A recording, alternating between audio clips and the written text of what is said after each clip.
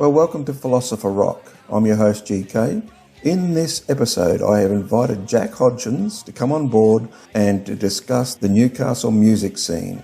This is Newcastle, Australia, not to be confused with the UK city of the same name.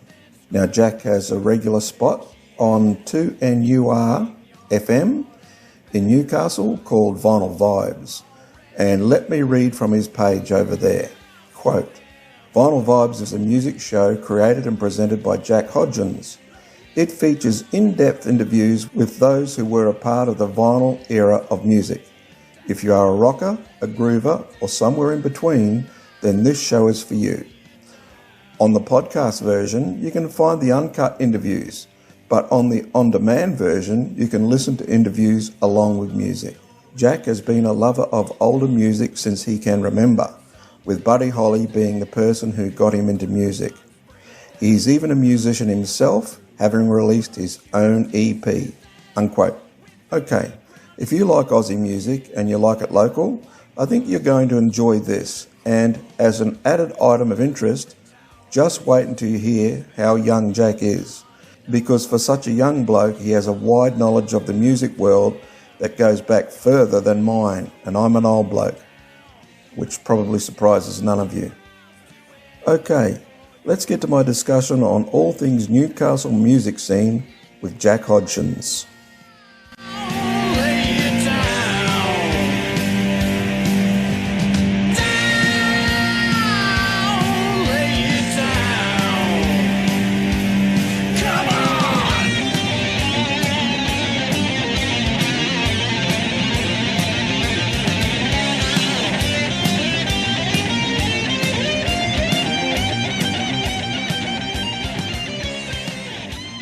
Alrighty, well, welcome to Philosopher Rock.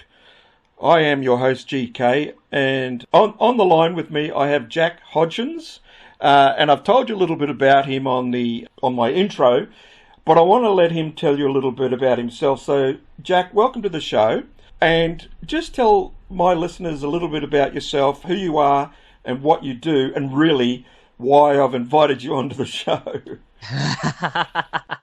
No worries. Well, it's good to be with you, Garth. Well, I guess we'll start with my radio sort of stuff. So, I present a show in Newcastle called Vinyl Vibes. That's on every second Sunday, 6 p.m. on 103.7 over there, and that's really where I guess my knowledge of Newcastle music has sort of grown. I don't just get Newcastle musos on. I get like international artists, Aussie artists from the 60s and 70s. But did a series on Newcastle music from the 60s and 70s, and got a lot of the really well-known musos from that time. So that's sort of where my knowledge of Newcastle music kind of began, and where I really started delving into it. And it's been such a journey doing that. But I'm at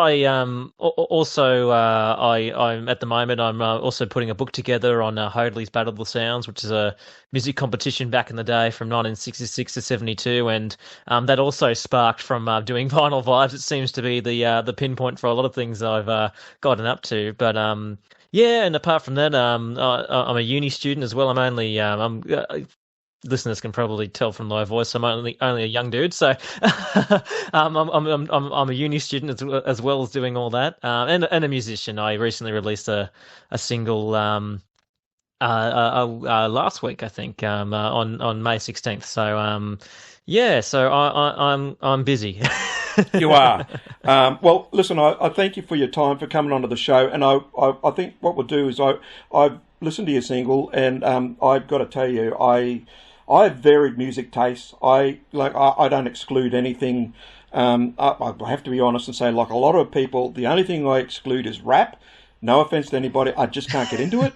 But I listened to yours, man, and I really liked it. And so, if you let me, I think we'll close the show with your single, and let's talk about that at the end. Yeah, for sure. Yeah. So really, I wanted to get you on here so we could talk about the Newcastle. So we're talking about Newcastle, Australia, if you're listening from the UK, so not to be confused. And the reason I contacted Jack originally is because Jack and I are both fans of the Newcastle band Heroes, right? And Jack had done a couple of interviews with some Heroes members, and I thought, I looked into it and I thought, this guy Jack knows everything about Newcastle. It's always got to me how popular Newcastle music is. Like, how come? I'm thinking, wow. And I love these stories about local areas. So I asked Jack, will you come on and talk to me about local areas? And so I thought what we'd do, we'll start where we started and we'll talk about Heroes first. And then we'll talk about, the Star Hotel Riot, which is a part of their history. But I guess to do that, Jack, we have to talk about Rabbit, the band Rabbit. Absolutely. So tell us about Rabbit. I'll tell you, I don't know a lot about them. I know that they had the former lead singer of AC/DC as their vocalist. And I won't go into it too much. I'll let you tell the story.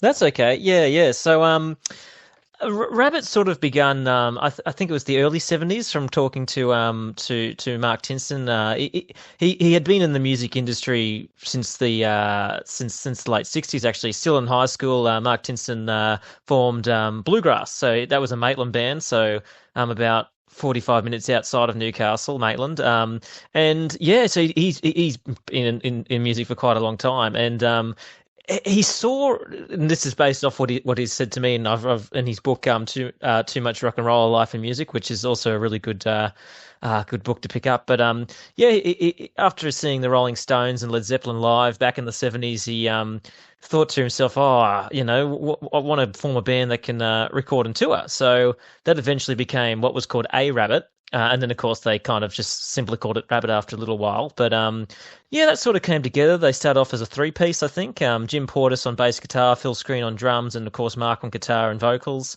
And, and then, of course, anyone who knows Heroes, those are also Hero members. They would become Hero members later. And then, So the thing about Rabbit is... so they had, I think, 2 or 3 albums back in the day, but they released a new album last year. Yeah, they certainly did. Yeah, and it's funny. I haven't mentioned this to Mark yet, but I remember when it came out, that new Rabbit album, and I was thinking, like, if you look on the list of there's a list on Wikipedia about time between albums, like, studio albums that bands have released. And, I reckon that's got to be up there. It's not officially on there. I don't know what you'd have to do to get it on there, but I reckon, I think their last album before that came out in '76, if I'm right on that. And so, we're talking almost 50 years. So it could be a record. It's pretty cool. Yeah. Well, that's what I'm thinking. Yeah, I haven't mentioned that to Mark yet, but because I said to him, you should, get the Herald to write up something about that, because I think that was amazing. So Rabbit becomes the hero. So do you know how that happened? Well, I think Rabbit went on without. So what happened? So my understanding is, and this is just what my understanding of how the story went. It went that Mark Tinson left Rabbit during Tig Mullery Gang Stepping Out tour. I think they were supporting that TMG on there too. I think this was around 1976, and so he sort of left, came back to Newcastle. I think Rabbit went on for a little bit longer. I think because, there's actually recently a photo. I can't remember who posted it on Facebook. I think, David Hines from Rabbit posted it. And it was of Rabbit after Mark had left. So Dave Evans was still there. I think David Hines was in the picture. I think Jim Portis was still there. They still kind of went on. But Mark came back to Newcastle and joined a jam band called the Bandits. Sort of kind of played with them for a little while. I'm not sure on the time frame there, but then sort of kind of got the idea. He goes, I want to form a band that can, make a really good living, so he goes, I want to form the best band in Newcastle. So he gets Jim Portis and Phil Screen from Rabbit. That sort of kills off Rabbit. And then he gets, Peter de Jong from Armageddon. So who he had met, some years prior. So they formed Heroes. So it was pretty much mostly and this is what Mark tells me, mostly a money-making exercise, just to, but that's where it started. It wasn't, they never intended to go on to do what they did. It was sort of just just to, be a professional gigging band around Newcastle. Yeah, and then so they got that first album came out, Heroes. It came out in 1980. And I'm just going to say it, it's so underrated. I think it's one of those albums where every single song is good. you can put it on. You don't want to skip any tracks. That's my opinion. I've always loved that the first time I heard it. It's so underrated. But there's... and I noticed that also in 2015 they released that follow-up So Far, which when you got it, you got like was it a digital CD version of the Heroes album? Yeah, originally on CD. Yeah. So that's their catalogue. But I would say if you listen to this, so I say this every show. I don't play any music unless I'm given permission. And but anything we're talking about here is on YouTube. So if you can go on and have a look at YouTube, go to YouTube, look up Heroes, and look up start with a Star and a Slaughter, and you'll find the rest of their songs on YouTube. But what I was going to say, so my interest with them, so I was in a covers band, and we were wandering down the main street of Ballina, and we were going to go and see Heroes at the Lobster Pot in Ballina. Now, the Lobster Pot is now called the Slipway. I think it's the Slipway Hotel. Don't quote me, but something like that. We're wandering down the street, and Phil Screen was sitting on a bench just down the road, so we recognised him, and we had a bit of a yarn with him at that stage, and he had a lot of experience even back then in the music industry, and so he gave us a lot of really good advice, because we told him, hey, we're in a band, we're excited about, wanting to do stuff, and I always remember gave some very sage advice. So we went and saw the Heroes, and were just completely blown away by seeing them live. Like, that is just something that you don't forget. And then so we decided we wanted to play some Hero songs, and so to our repertoire we added the Star and the Slaughter, and so we were playing some stuff that a lot of other people weren't playing at the time in our covers, just because we liked it, because we wanted to have a good time and enjoy ourselves, and not just for I don't know how to put this, but we wanted to do what we wanted to do. So we were even playing some Swanee songs, maybe that other people weren't going to play. We even playing some New Zealand band Hello Sailor songs that most people might not have heard of in Australia, but we were enjoying ourselves. And plus we played a heck of a lot of Judas Priest. So having said my little bit there, I wanted to talk to you about the Star Hotel Riot, okay? Because my understanding is Heroes were their song called Star and the Slaughter was written and came out like it was a song before the Star Hotel Riot. But if you listen to the lyrics, it's sort of like a foreshadowing of what was to come. And they were the band that was playing that night, and that they got the plug pulled on them. But so can you tell us about the Star Hotel Riot and what happened? Yeah, sure. Well, you're right about Star and the Slaughter. So that was written actually a year prior by a former bassist, Alan Cook, and apparently Alan Cook wrote this song, and it was more of a like a country rock sort of, very not Heroes, and so Mark Tinson kind of reworked it and heroized it. Yeah, there you get what I mean. So September 19th, 1979. So kind of what happened was, so the Star Hotel was arguably the biggest venue, most popular venue in town for live music. Only local bands played the Star. From what people tell me, it was packed most nights of the week. I've had a look at there's on in various in Mark Tinson's book, and even in Rick Poynton's book, there's pictures of like the posters they would hang up, and it's like Monday, Tuesday, Wednesday, Thursday, Friday, Saturday nights, all live local music, which is amazing to look back on that and think there's live music every sort of day of the week. But so the Tooth Brewery, who owned the pub, gave a week's notice that they were going to close it down. And I think, it's been mentioned quite a few times that a lot of the people there might have thought it was the police that were sort of closing it down. So it was definitely the Tooth Brewery. They just didn't want to bring it up to standard. There'd been a few, a bit of unwanted attention, I suppose, here and there. So they sort of, just gave a week's notice. And, this is the top venue in town, and so I think people were a little bit, let's say, pissed off at about that. So, the Heroes turned up. Before Heroes was Mechalissa, So they had so Mechalissa was Greg Bryce's brand. So Greg Bryce went on to do DV8 back in the 80s in Newcastle. Yeah. So it's all connected. But yeah, so Mechalissa played.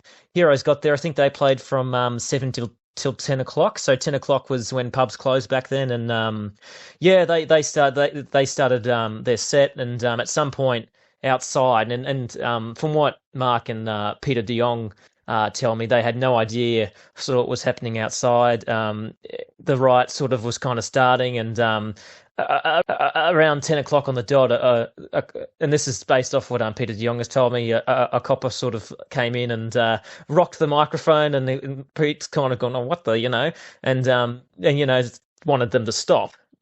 In true rock and roll fashion, they didn't.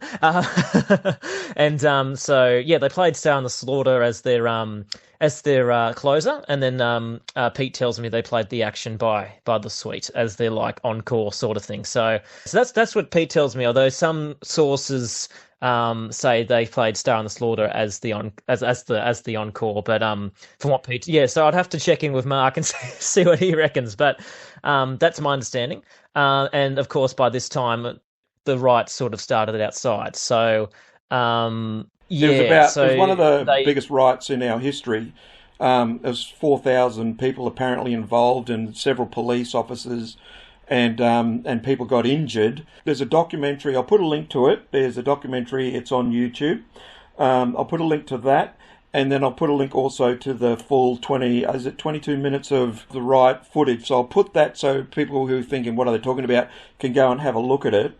And I just wanted to say, like I've said to Jack, when we were sort of starting to get to know each other a bit, like I'm from that era, and I'm not surprised that something like this happened. And sort of what I said to Jack was, like, a lot of us in that era, we were feeling kind of very discontented, very locked out of society, high unemployment. It was hard to get a job. It seemed like governments were taking no interest in young people, like sort of being disregarded by the media, the establishment, let's call it that. And so I'm not surprised that something like this did happen. And then if I think back to that era, we have the other songs that were coming out at the time, around about that time, about this topic. Like, we have Cold Chisel's, They're Standing on the Outside is a good song to listen to the lyrics, exactly what I'm talking about here. But if we think of their Star Hotel, some of the lyrics to Cold Chisel's Star Hotel, I'm going to read them to you, okay? It says, "Those in charge are getting crazier, job queues grow through the land, and uncontrolled euthanasia," that's the tour I saw them on when they did that tour, anyway, "is going to make those fools understand." So that's kind of like a warning to the establishment that they better start listening. Like, this is a bell that's ringing, right? And in a way, the Star Hotel riot was that bell that rang, and that was the response. To me, it was always going to happen. Something like this was going to happen. And while I'm on the topic, I will say this. The covers band that I was in, the last gig we ever played, nothing like this, by the way, so I'm not trying to equate. Don't misunderstand. It's very small time. But we were playing an open air gig, and our lead vocalist was getting a little bit carried away, and someone called the police. And we were mid-set, and this big country sergeant, Queensland country sergeant, come to the side of the truck and said, "Who's in charge here?" And I went, "Well, maybe it's me." And he said, "If that guy there doesn't calm down and stop what he's doing and what he's saying," he said, "I'm going to come back and I'm going to unplug you." And I just said to him, "Listen, that's no problem." So I didn't want any drama. And yeah, no worries, we won't be doing that anymore. So I grabbed hold of our vocalist, I got his ear, and I just hugged him in close. I said, "Listen, knock that crap off. Stop drinking and let's just finish this gig." He goes, "Yeah, okay." He grabbed the mic and he said, "The cops are here and they want to shut the gig down, but what I say is, f*** them," right? and so the cop came back and unplugged us, right? What do you expect? Like, because this guy was chucking the mic stand into the crowd, he was whipping them up, he was trying to start a riot. So back in that era, What I'm talking about here is I've had my own experience of this. I know it's real. These things happen. Um, I've since matured. My point of view has changed completely, but there was that era. Young people in Australia were feeling locked out of what was going on. And so the Star Hotel riot does not surprise me. When you look at that and you go, how could this happen? You got to think what young people were feeling in that era, and to get their favourite venue shut down by the cops, not that it was, but, and then the police come and saying, we're going to shut you down. Well, that's exactly what happened to my band. By the way, we never ever played again after that gig that I told you about. So I am going to put the links to the Star Hotel riot that's on YouTube. It's really good, worth going to have a look at, so you know what we're talking about. But the Heroes, they were there that night, and that's a big part of their history, big part of Star Hotel's history, big part of Newcastle history. And I will point this out, just last week, the Star Hotel has been given heritage status. What do you think, Jack? Worthy? Yeah. I think, yeah. Yeah, I think it's certainly worth it. I mean, it's it's one of the most historical, like in terms of music in Newcastle. I think that's probably the pinpoint of it. Yeah. Well, okay, so we're going to talk about a little bit the Star Hotel a little bit more, because we're going to move on from the Heroes, and we'll go to a band called Benny and the Jets. Do you know how they got their name, by the way? Yeah. I was talking to Rick Poynton, who's the founder of Benny and the Jets. I think it was more like I think Elton John's album had come out at the time, and so they kind of thought, oh, yeah. So it was from loosely based on that. They were going to be called the Nifty 50s otherwise. So I think I think Benny and the Jets might have been a little bit better. But that's my understanding. Yeah, and in fact, there's a story Rick says in his book about how everyone thought that Elton John wrote the song about the band, because there was this rumor that John Reid had stopped into the Star while Benny and the Jets were playing, told Elton while he was on tour in Australia, and that's where it came from. Of course, that's not true, but yeah, it's a cool story though. All right, so tell us about Benny and the Jets. Yeah. Well, I mean, I have to start with Rick Poynton. I mean, amazing. The amount of his place in Newcastle music it's massive. I mean, he's been around since the '60s, so he's seen quite a lot of change. I mean, grew up during the '50s, got to see all the rock and roll sort of happening, and it's interesting because we get to around 1973. He's been in multiple bands. I think at that point he was playing in a band called Keg, from memory. Yeah, Keg. So he was playing in Keg, and in Keg they had sort of came up with this idea of doing 50s and 60s rock and roll. And by this point, 1970, early 70s, that's not so much probably as common as now, because I mean rock and roll revival wasn't really a thing at that point. So they came up with this thing, came up with this melody, 20-minute melody of like classics like Peggy Sue, Shake, Rattle, and Roll.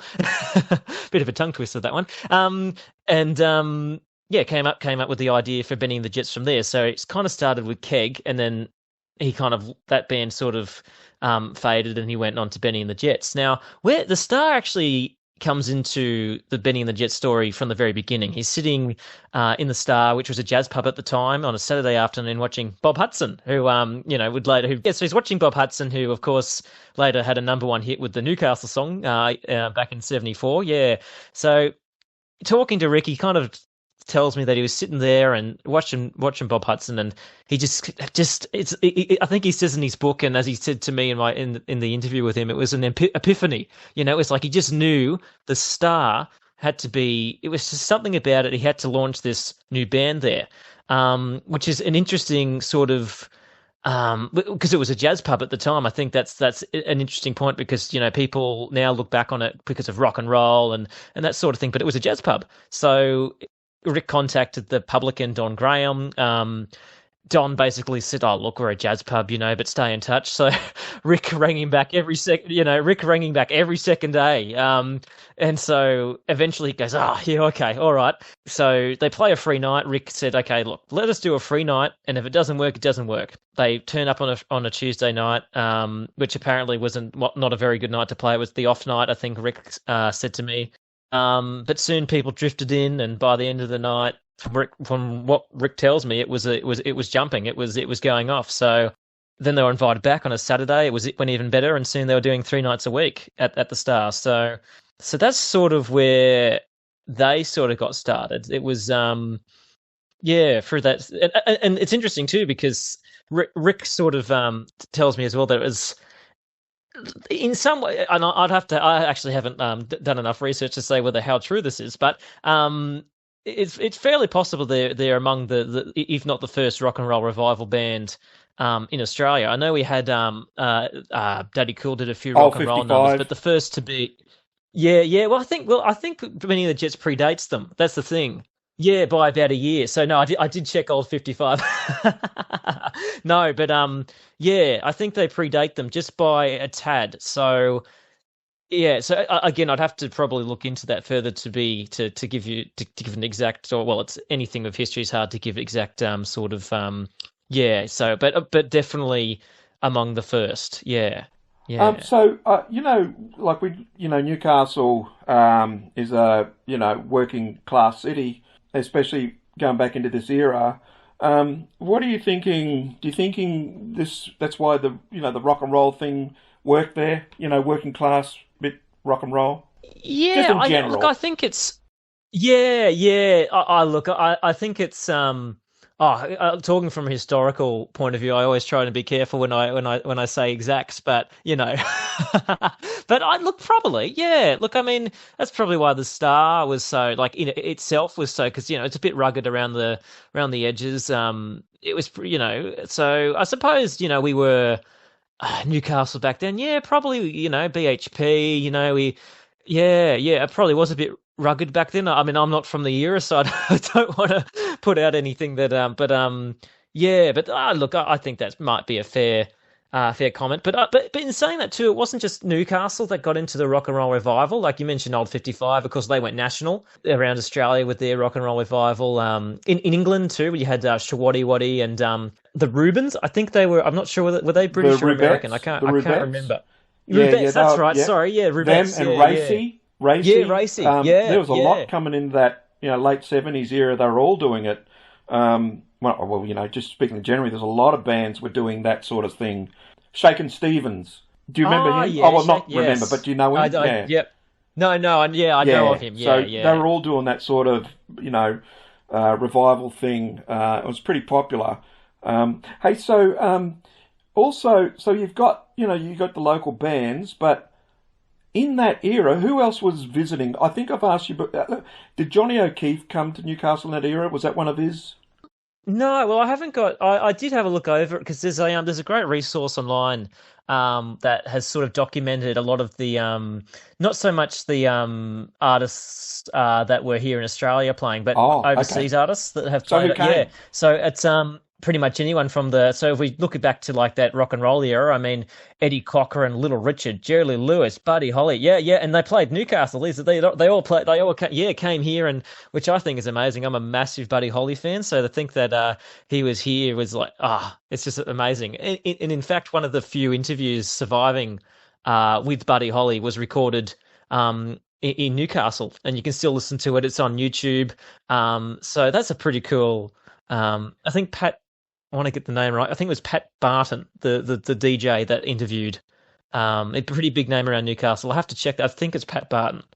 Yeah, I mean anyone who was anyone. I mean Bob. I mean of course. I mean in terms of Australian music, more broadly, of course, all the stars usually came over. I mean Bob Dylan came over, not to Newcastle, but just generally. Of course, everyone knows the Beatles came over, went to Melbourne, Sydney, Adelaide. Yeah, which was massive. I think that's where they got the biggest response in terms of turnout. I think 300,000 people, like most of the population, it's about half to the go see them. population of Adelaide. That's right. Yeah, amazing. Yeah, we want to talk about the British invasion and instrumental groups, right? So we are talking about like the Shadows and of that ilk. There's another band that come out of Newcastle. So tell us about them.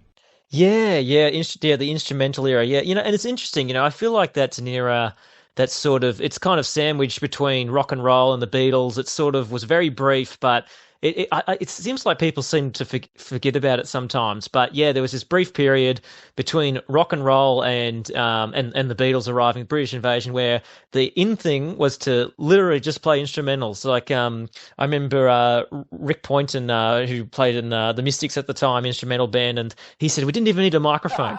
We just played instrumentals, so that, and they could get and I just think it's So the amazing. Ventures would have been another one, wouldn't they, from that era? The Ventures. Oh yeah. Well, yeah. Well, that's the thing too. So yeah, the Ventures. I mean, the Shadows were.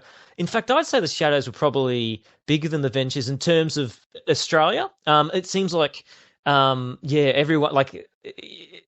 listened to the Shadows. I would say that they were probably among, if not the biggest band at that point in the 60s, at least in like Australia. They sort of it was a very big. Shadows were very big in like what you call it, like Commonwealth countries. Like they're very like, it seems like in America not so much. Like that Ventures sort of but and then of course, but there's even this briefer period, if you will, within the instrumental sort of era where surf music. I was going to mention surf music. Yeah. So in terms of the band you were sort of trying to bring up there, so the Strangers, who became Tamum Shud. So they formed in Cooks Hill. I think it was around 1962, Cooks Hill and Newcastle. And yeah, they started off as an instrumental band, which is pretty interesting to think that one of the sort of, I guess, forerunners of psychedelic sort of, music in Australia started off playing, Shadows. I think that's interesting. Tamum Shud. I don't know if you are aware of this, but let's do a little bit of extra musical stuff here. The unidentified body that washed up in 1948 in Adelaide, called the Somerton Man. I'll read this straight out. So I've looked into this a little bit in the past before, but I'll just read direct from Wikipedia so people know what I'm talking about. So the Somerton Man is an unidentified man whose body was found on 1 December 1948 on the beach at Somerton Park, a suburb of Adelaide, South Australia. The case is also known by the Persian phrase Tamum Shud, meaning it is over or it is finished, which was printed on a scrap of paper found months later in the fob pocket of the man's trousers. The scrap had been torn from the final page of a copy of Riot of Omar Khayyam, a poetry book. So I'm guessing they got their name from this poetry book, Tamum Shud? I actually don't know. I did interview Danny Davidson, the drummer, and I could ask him. I'll have to ask him that. Because I actually don't know. Usually I do ask those sort of questions. I'm surprised. This is just me. I always like to know. Okay, how'd you come up with the name? Like it's just interesting. Because some people say, it just came to me, or no, we thought about it, we argued about it, So you like the Benny and the Jets ones. I thought, I wonder if that was Elton John, Anyway, so let's continue down. Let's talk about Tamum Shud and... Yeah, for sure. Okay, so in terms of talking about it began in the instrumental era, and it didn't take long for them to become pretty popular around Newcastle. By 1964, they had their first record out, and in fact, so it was the Rip. It was a surf instrumental on the Astor label. So I don't know if anyone quite a little while ago that Astor was sort of around making as a music label, but that was like a massive label. I think Masters Apprentices were on it later, so it was a pretty major label. Anyway, so they're among the first Newcastle bands to sort of have a single out on a major label. So that's one thing that's pretty cool about it. But so they had the Rip. And it's interesting too because Denny says to me they were going to call it Bombora, but the Atlantics had sort of grabbed the name, and apparently Denny's that's band, the Strangers, were pretty not happy about that because they actually surfed and the Atlantics didn't. So do what you want with that, but it's like the Beach Boys. Only one of them actually surfed. Yeah, well, that's right. That's exactly right. Yeah, no, that's spot on. So it's funny the amount of surf bands that didn't actually surf, but so they did that. So that was pretty major. They were pretty. Danny describes it as sort of like the Newcastle Beatles. I mean, they would go somewhere and they'd get mobbed, in the streets by like not like by teenagers. They'd get the Beatles treatment. So that's and I think that's an amazing thing because it's like a testament to more localized music scenes, right? I mean, it's just because you would like. I couldn't imagine a band like a local band playing on a local level getting that same reaction. I just don't, not as much anyway. Maybe not quite. Even they get maybe quite well known, maybe something like that, but maybe not quite like the Beatles treatment of getting mobbed. I've got you on the show because this is one of my favourite topics is localised stuff. So we're sort of concentrating on Newcastle. And so you've told me here that Rick Point and their Second Thoughts was a hit on Newcastle charts. I'm assuming that it wasn't a hit in Perth. You know what I'm trying to say? Back in that era and later even. So I'm an Aussie, but I spent a lot of time in New Zealand.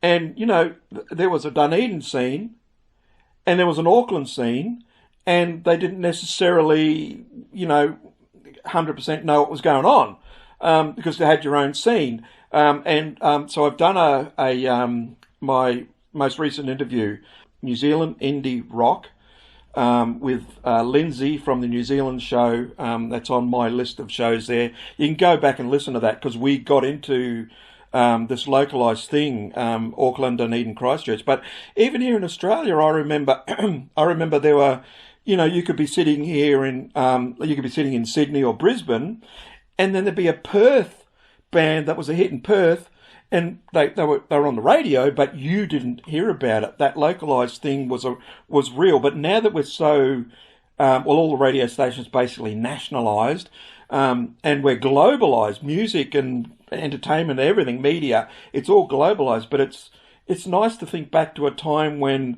you had your own scene that was unique for the most part to your area.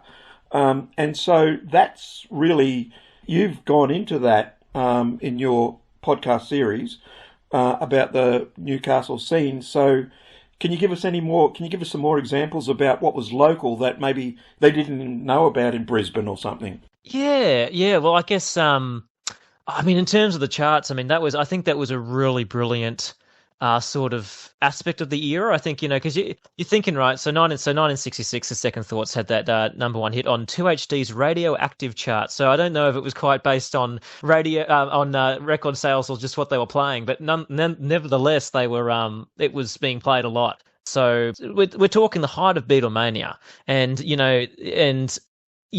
I'm looking on this chart because it's in Rick's book, Hey Rock and Roll, and it's got Herman's Hermits, it's got The Who, and it's got, the Beatles, and you're looking at number one's the Second Thoughts. Imagine being like, you're in your late teens, you're in a band, your record is number one, and you're being trailed by The Who, you're being trailed by Herman's Hermits, amazing. So yeah, but so that record, how that came about, so the Second Thoughts went down to Sydney to record with Nat Kipner, who was a big producer at the time, had only just produced Spicks and Specks by the Bee Gees. In fact, he showed the band that night that they recorded that single that I was just talking about by the Second Thoughts. He showed them, he goes, Rick, do you want to hear this new song I've been working on? He goes, oh, yeah.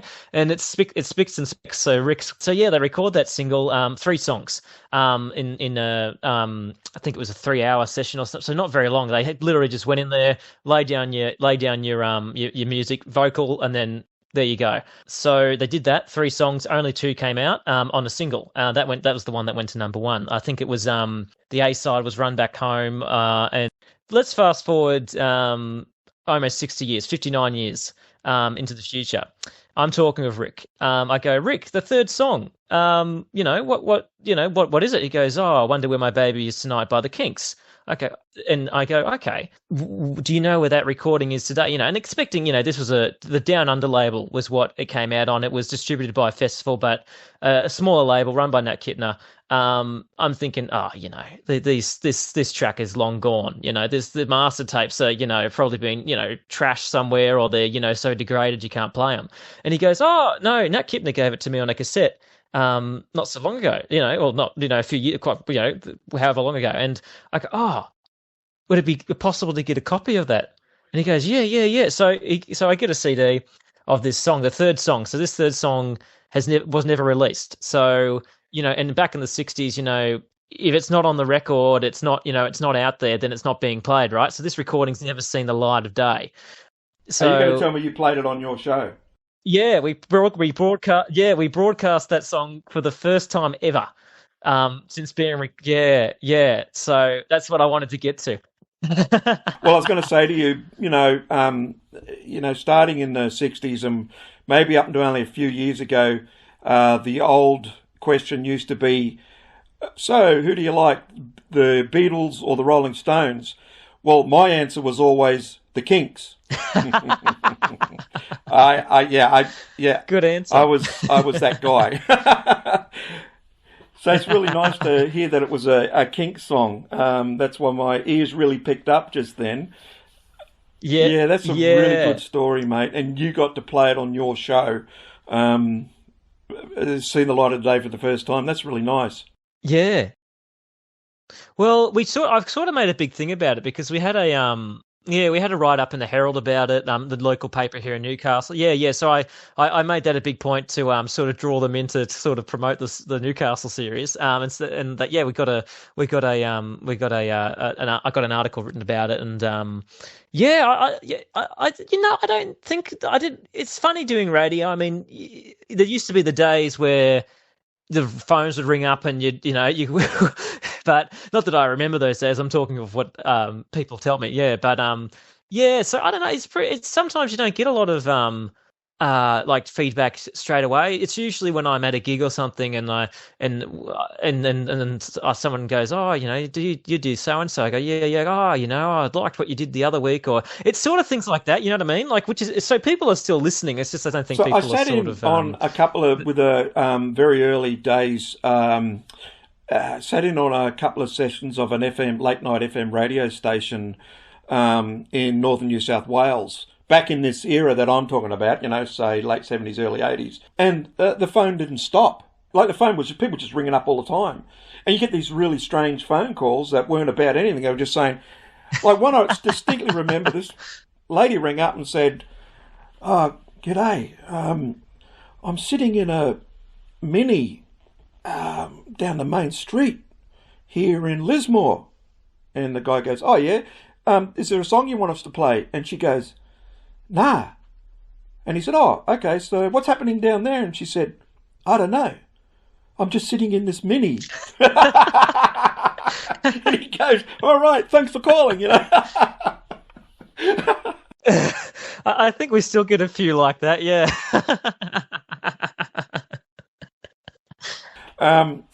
Okay, so any other, Newcastle bands from that era before we move on to sort of more modern stuff?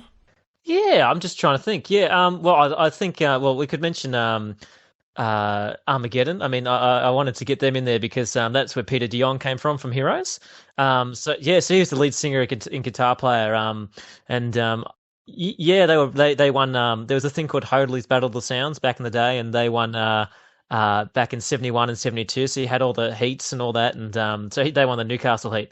And I wanted to mention that just because also wanted to mention Les Gully from Armageddon, the drummer, because he's done a lot for documenting Newcastle music in terms of sharing his story. You pick up a book by most people, and Les Gully's name is in there. So I wanted to mention Les, but I wanted to bring up Armageddon too because Paul Matters was the bassist in that, and he went on to do. I think he was in AC/DC for like a week or something. I think, I don't know if you've ever come across that, but there's a guy called Paul Matters. He was the bassist in Armageddon, and he joined AC/DC for a very short period of time. It was really, really short. But it's written down. It's like it's a documented that he was a part of it. But so I think that's another cool aspect of Newcastle music. And of course, the Velvet Underground, not the Lou Reed one, but the Newcastle one with Les Hall, who went on to do TMG, Ted Murray Gang. They had a single on Festival in 1970. They did. Trying to think what the songs are. Jefferson Airplane, Somebody to Love. They did that, and I think they did I'm going off memory here. I think the B-side was "Love She Comes in Colors." I think that's a love song. Yeah. So very like West Coast, sort of psychedelia, sort of thing. Very similar to Tamum Shud, actually. Well, their sort of influences. Yeah, yeah. But yeah, Malcolm Young joined them when they. So Velvet Underground started in Newcastle, but like a lot of bands who made it big locally, made their way over to Sydney, and so I think Malcolm Young joined while they were over there. I think I can't remember how it came about, but Les did tell me in the interview I did with him, and they went over to the Young household, where George Young, of course, in the Easy Beats was living and all that. So it's and recruited Malcolm Young, who of course went on to do AC/DC. But yeah, those are two that I think are worth. Another bloke who gave me some really good advice, sage advice back in the day. I was at this gig in the North Coast, not playing, watching, and Dick Diamond from the Easy Beats. He was living in the North Coast at the time. I think he played in a couple of bands there. Just not sure. I'm talking about the early 80s here. And so we got to talk and we had a cup of coffee together. Nice man. And he's a bass player. I was a bass player. And I remember sitting down with him having a cup of coffee and he gave me some really good advice as well. Nice bloke. Easy Beats. Again, really cracked it in a big way for Australians overseas, and some really big hits. And yes, I know, before someone writes in and says, hey, most of them were born in the UK, but they got their start here. We're going to call them Aussies. So what were the venues in that era that they played in other than the Star? Yeah, I can. Yeah, so I mean, I guess if we go back to the 60s, where well, even if we go back to the 50s, Newcastle Stadium was the main, not so much for local groups, but for international touring, like the ones I mentioned, like all those rock and rolls. Newcastle Stadium was the sort of the main one. In the 60s, we're talking early 60s, community halls. People would literally just bands would just hire a hall, draw up some posters, put them on pillars and whatnot on what are they called? Bloody light poles. There's the word. Or in South Australia, they'll say a Stobie pole. I'll just chuck in some localised stuff for you. So yeah, and then you'd put like I guess the security and the ticket seller would be one of the dads, and everyone would turn up. Yes, that's early 60s, and that was all over Australia. That's not just Newcastle, but the main, I think the main person to mention for venues, at least in the 60s and to early 70s in Newcastle, the Ted Vanderlanden, he did a lot. He did and so he did a few. He did in the 60s the Impala, I think he did one called the Cavern. I think you might have got that one from the Beatles. Yep. But the main one though, I think it sort of started around 68, 69, went till 73, Bus Stop Disco.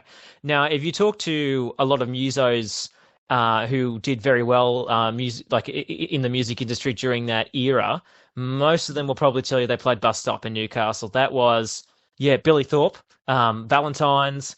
I think Spectrum played there. I think Sherbet played there in the early days. Yeah, so this was a big venue. In fact, I think in Rick Poynton's book, he mentions, I think it's out of Rick Poynton's book, he mentions Billy Thorpe played there, and anyone who knows Billy Thorpe, he played loud. And the windows apparently were sort of like swaying or like doing waves.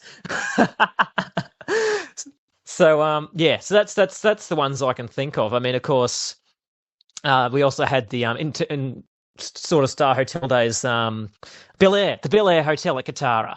That sort of became really big during Star Hotel days, but I think certainly after the Star closed, that sort of increased in popularity. So those are the ones that come to mind. Yeah, I think you and I could talk, all afternoon about, just Newcastle, because there's so much to mine out of the Newcastle music scene. But before we finish, I think I said to you, I think we'd be remiss if we didn't mention two of the more modern bands that have come out of there that are absolutely huge, Silverchair and the Screaming Jets. So, Silverchair, sort of early 90s, so many rock awards, so big, it's difficult to convey how big they were. I mean, my sons were huge well, probably still are, but huge fans of Silverchair. You got any Silverchair stories or info? Yeah. I'm just trying to think. Yeah, I think they were called innocent criminals before they. Yeah. I mean, yeah, it's sort of. I mean, we talk about the late '80s, and it's funny, you know. I mean, and you're mentioning this before we sort of got stuck into the interview, but for being a young dude. And, my era that I am interested in predates late '80s, you know. So you've just mentioned that, like this, the stuff you're interested in predates even Silverchair. I've seen photos of you, and I'm going to use them in this video. But you're a young fella. So I'm well over 60, so tell my listeners how old you are. 22. So Jack's 22, and he can tell you stuff about music stories before my era that I know about. So that's why it's fascinating to talk to a young person these days who's even, you know, and I thought I was across some things, but this young guy's fascinating because he's across much more than I am. So even to talk about Silverchair is, before his era. But anyway, they were huge. And it's really hard to describe if you just go and look up the amount of awards Silverchair achieved and some of their hit songs. It's fascinating. And so are Novocastrians proud of Silverchair? That's a good question. Absolutely. Yeah, I think I mean, I've always heard of Silverchair growing up, even though I love the older stuff. Silverchair has always been sort of like probably the first Newcastle band I sort of heard of in a way. I mean, they were massive, and it's such a unique story. I mean, it's amazing that they're in their teens, and then they go on to world domination almost. I mean, it's not. I mean, look, regardless, I think whether you're into grunge or not, that's and you know, and those songs are good. Like on that album, Frog Stomp. I mean, there's good songwriting, and for someone. For people so young to have written those songs, I think is great. I don't know. I have to be honest. I don't know a lot about their history. I know I've heard. I mean, talking to the people from the era, I'm interested in. Obviously, there's stories that they've sort of shared. I mean, I think there was like a talent contest at some point, and I think and I'm going off memory here, so I hope I don't get this wrong, but I think Les Gully, who I mentioned earlier from Armageddon, was one of the judges. You know, so it's all connected. Yeah. So you know what I mean? And I think and of course, I mean, I think Mark Tinson did some recording with Silverchair too. I think it was Silverchair. That's right. It was either Silverchair or it was Screaming Jets. We'll talk about Screaming Jets in a second, but I wanted to say to you, so the band Free. Andy Fraser was 17, and you know they were playing in pubs and that back in that era. We're talking about, you know, the late 60s and early 70s here, but he was 17 and he was writing some of their biggest hits. And so it's always fascinating when you hear, like you just said it, 17-year-olds and writing songs that become anthems for the whole world. It's just fascinating when you think, well, you know, I couldn't even write a poem that anyone would want to listen to. Give yourself some credit. Wait to see my poetry before you comment. Hey, so let's go to Screaming Jets. So Screaming Jets, they're still going, but say started around '89. That first album, All for One, it went on. It was number 2 on the ARIA charts. The single Better went gold, and that Screaming Jets single Better is one of my all-time favourite songs. And I have a sort of a top 20 albums and the top 20 favourite songs, and that one there is in my top 20 somewhere. Better, it's just such a good song. It's just sort of, that's the sort of sound I like, and I could just hit that on repeat a couple of times. And they're still going, mate. You know, they released an album in 2023. It's called Professional Misconduct. So there's a lot of legs, you know, a lot of longevity in the Screaming Jets. So, again, another question. Novocastrians proud of the Screaming Jets? I think so. You know, I think that maybe even more so than Silverchair, because Screaming Jets are still... that's a pretty big comment. So well, let's just say your opinion. Everyone's different, but... Yeah. My opinion is that maybe more so, just because they're more localized. They're still sort like Grant Walmsley, for example, is still around Newcastle. In fact, I'll be seeing on the weekend we have a concert for Greg Bryce. I don't know whether you've heard anything about that, but Greg Bryce was the lead singer of Deviate, and he got attacked 2 months ago or so in March, and so he's been recovering, and so we've put on this they've put on this fundraiser concert happening on the weekend. So Grant Walmsley's playing that. I think Grant had a lot to do with organising that. So Greg Bryce was Grant Walmsley's sort of mentor. In fact, on their first Screaming Jets album, some of the like blues sashes. If you know that song, Greg actually, I think co-wrote that with Grant. I think so. What are you doing? Sort of bring you taking part? No, I'm not playing or anything. So, Jack, we've sort of gone 60s, 90s, actually into the 2000s. Covered a lot of decades. Covered a lot. What's happening today? Where is the scene heading? Have you got some comments on that? Yeah, I think. I guess where we're at the moment, I think we're talking about the 60s and 70s. I mean, and then talking about now such a different there's no one getting mobbed in the streets like they're the Beatles, unfortunately. But I think it's a lot like probably what a lot of scenes are at the moment. I think you've got your sort of acoustic sort of soloists that play local venues. You've got in terms of people my age, the younger crowd.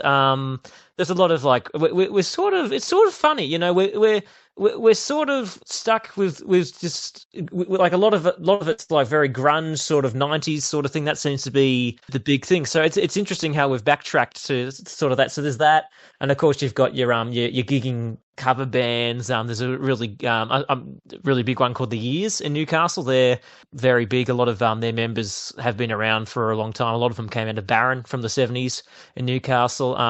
And up until recently, we had DV8, of course, still playing. I think they're still, because Greg's sort of recovering at the moment. We're not sure what's happening, but they've been great, and I love DV8. I go to a lot of their gigs, and Greg gets me up to sing Satisfaction with them, and I love that. I was going to say, you've been on stage with them, haven't you? I have. Yeah, I have. Yeah. It's a bit of a tradition. Wherever, if I'm at a Greg gig, he goes, "Jack, where are you?" And brings me up. So that's a good thing. But Greg's lovely human, just a lovely human. So I guess I don't know. There's too much difference about Newcastle in terms of maybe what's happening in other local areas. I'm not sure. But that's sort of where we're at. It's an interesting time. I think, so many words have been written about, music today, and about the differences with streaming and how that's impacted, local scenes. I mean, I think local scenes, maybe they're not as local now. I don't know. But in saying that, there are, a few local bands that have a local following. So I think it's still, I have a theory, Jack. I have a theory. I think this whole AI thing is going to get so bad, and I'm using that word bad, I think it's going to get so bad that it's going to drive young people back to picking up an instrument and saying, I want to put a band together, and I want to play some real music, and I want to sing, and I don't want any of that technology. I want to do it myself. I think this is my prediction, and I hope I'm right. Some young people are going to go, hey, let's do this. And then they're going to go back and they're going to do what everyone used to do in the 50s, 60s, 70s, 80s, 90s. They're going to go and they're going to go into mum and dad's shed, and just bash out something. Let's see what we can do with this. I really think that's what's going to happen, because the whole AI thing, it just sounds terrible. And I don't know anybody who really likes it. I don't personally know anybody who's heard some AI thing and said, hey, wow, that sounds good, And I think, I'm hoping, my prediction is, I don't know when it'll be, but young people are going to go, no, let's go back to let's do it for real, let's play, and let's sing, and let them hear, let people hear the raw music that we play, and if there's a few faults in it, woohoo, that's real life. It doesn't have to be perfect. That's right. Yeah. Well, I mean, I think that's probably what draws me to music made like back in the era, like 60s, 70s, because it was real. It was, we're talking, uh, people going to a studio a lot of the time, playing together. 4 tracks. That's right. That's right. Four. You were lucky to have 4 tracks. That's right. Yeah, I mean, yeah, that's right. So laying down the music and then usually a vocal, but yeah, that's what I love about it. It's I don't know how much you want me to go into my own sort of thing, but Well, I do want to ask you about that, yeah, because shortly I want to finish playing your single. Yeah, so tell us about your career and what you do, and then tell me specifically about this song I'm going to play, and we'll finish there. So before we do that, because I do want to finish on that, how can people find you? If they say, I want to find out more about this guy, tell us how they find you on the web. yeah. Well, I guess if you look up Jack Hodgins Vinyl Vibes, that's my show. That will that should pop up. I'm on Facebook. I post things about what I'm doing. That's just Jack Hodgins. The Newcastle one. That it's a photo of me in '70s big collars, so you can't miss it. I thought it looked good at the time. Okay, so I mean, I have loved music since day dot, since I can remember. But it's interesting though, so my context is I grew up in the 2010s. So we're talking, so on the radio is, party rock anthem. It's, Gangnam Style. It's, and I look back on that. I think it's so interesting because I was so young, but I just completely just rejected that sort of music. I didn't have the words for it then, but I think I thought it was synthetic. And, I loved 50s rock and roll, Chuck Berry, Johnny B. Good. I mean, I think that recording is one of the greatest recordings ever made. You listen to it and I think... We used to play that. We used to play that very early just for fun. It was just a fun song. Yeah. Yeah. It's just so exciting, and that's so I started with 50s rock and roll, got into the Beatles, got into, all that stuff in the 60s and 70s, eventually Dylan, stuff like that.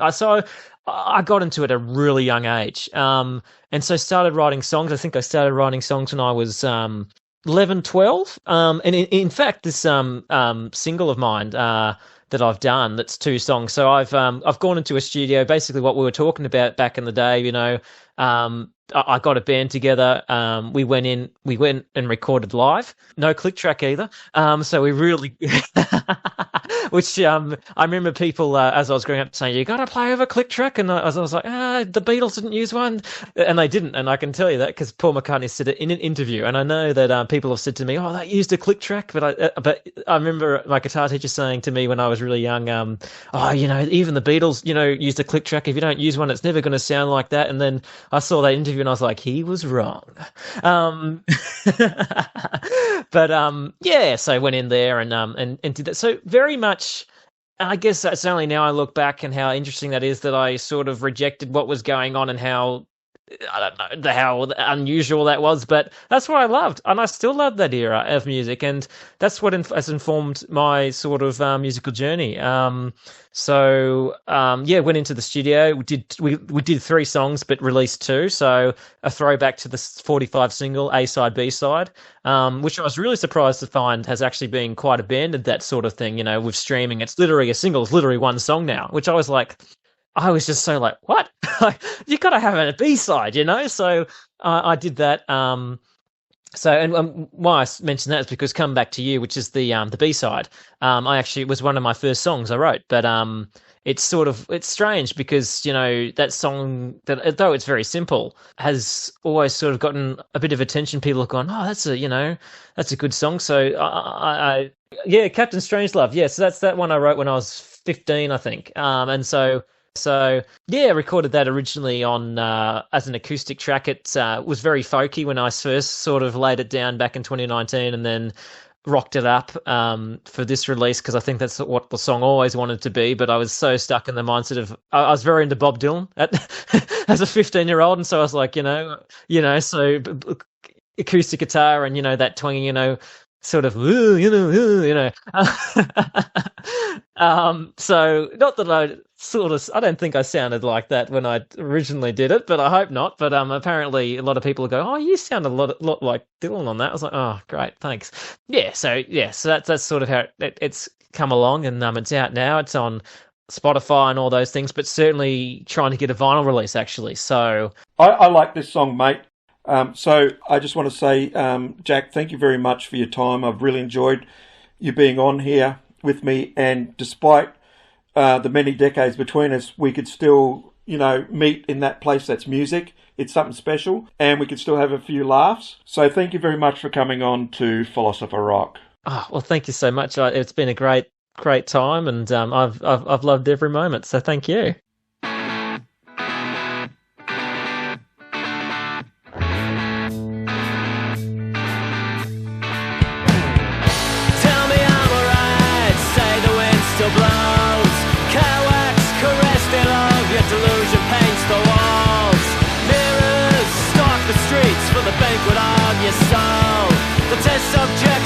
Says me to the ones cooking the stove. Jim says I'm alright, my mind's just too crystal clear to go distantly here. Distantly here.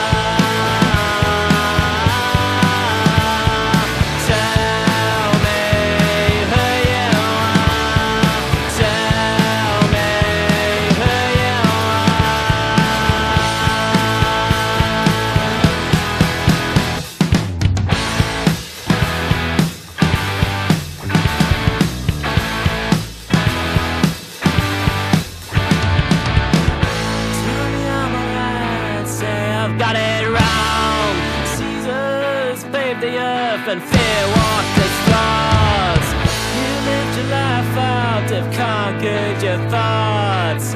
But in the moment you died, somebody else was born. Then he said,